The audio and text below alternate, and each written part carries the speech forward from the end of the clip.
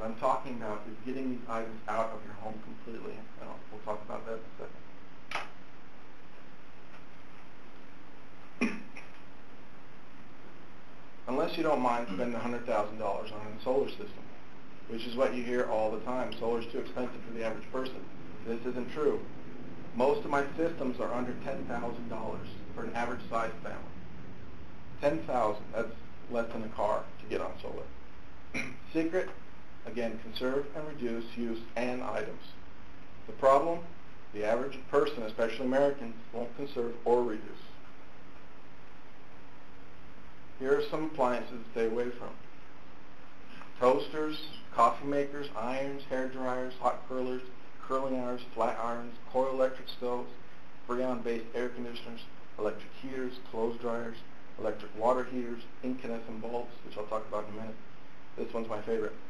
This is called a triple barrel, high lift, dual action, brass plated, Babyless Pro curling iron. I'm not kidding. That's the name. You can Google it.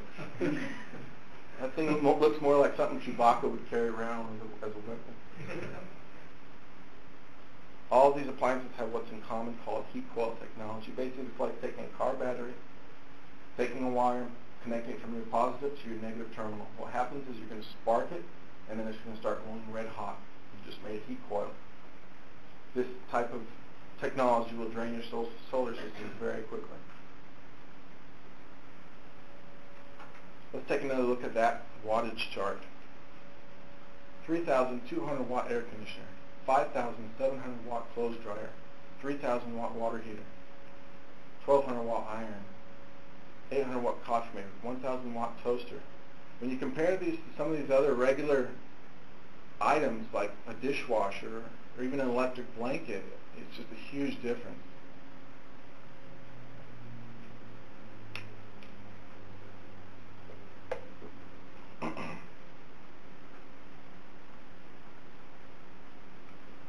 You'll learn very quickly that you can live without the toaster, the hair dryer, the garbage disposal, the trash compactor, the garage door opener, the doorbell, the clothes dryer, the dishwasher, the coffee maker. But I hear all the time, how do you dry clothes then? Or, I can't live without my hair dryer or coffee in the morning, and they're serious.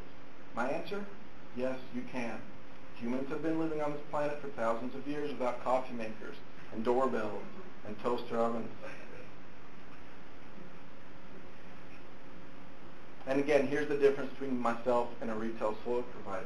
He would never tell you to get rid of the hair dryer, the iron, the toaster. More appliances mean more solar panels, which means more money for him.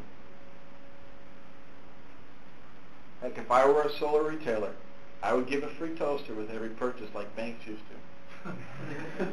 It'd be a great investment for me. One toaster, what was it, 1,000 watts? That's 5 200-watt panels. And they're almost at $1,000 each right now. So I'd get rich pretty quick. I'm exaggerating because you probably wouldn't have your toaster on all day. It'd probably be closer to one solar panel, but still, that's one expensive toaster you're keeping. If that doesn't convince you, consider this. A 40-inch flat screen plasma TV with surround sound and DVD player sucks down a whopping 300 watts. Compare that to the 1,000 watt toaster and you could have 3 plasma TVs. And at $1,000 for that toaster, all 3 of them would be cheaper. Super Bowl and a flat screen TV, toaster. Super Bowl and a flat screen TV, toaster. A few years back, there was a big movement to switch out all your incandescent bulbs for CFLs. Big fiasco. Here's the thing. All light bulbs release heat. Incandescents release 5% heat, 5% light and 95% heat. CFLs release 50% heat and 50% light. CFLs use 75% less energy than incandescents. CFLs last 10 times longer, typically about 10 years.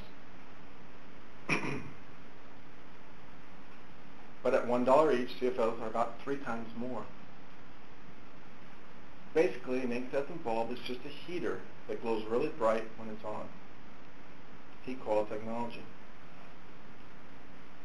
Making your cooling system work that much harder, which equates to more solar panels. We're starting to see why now a typical solar system costs so much.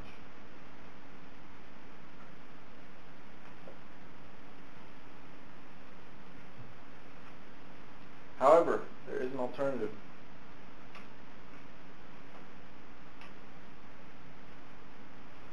LEDs release 90% light and 10% heat. They use 85% less energy than CFL, and they last 10 times longer than CFL. What I say 10 years for CFL, it's about 100 years for an LED. You won't have to buy a light bulb again. They don't blink, warm up, or hum. They come in a wide variety of colors. I'm sure you all heard: white, soft white, cool white, natural white, light white, etc. No mercury, but they cost about $15 each. Also, I should point out that an LED is made up of several little light bulbs. So if one goes out, you still have 90% of your light left. Whereas if a CFL or incandescent light bulb goes out, that's it. LEDs aren't new technology, just like CFLs weren't a few years ago. They've both been around since before Atari. I don't know why the media hasn't run with LED. I'm sure it's probably because of some corporate control or something. By the way, Atari 2600, 9 watts. Compare that to a 1,000-watt toaster. I love that picture. Everybody's like, no, I just switched out all my bulbs. And the taste test. All bulbs have the same luminosity. One's CFL, one's an LED, and one's an incandescent. Anybody care to guess which one's which? I'll give you the answer. Incandescent on the left, LED in the mid, CFL in the background. Again, all of them are the same luminosity.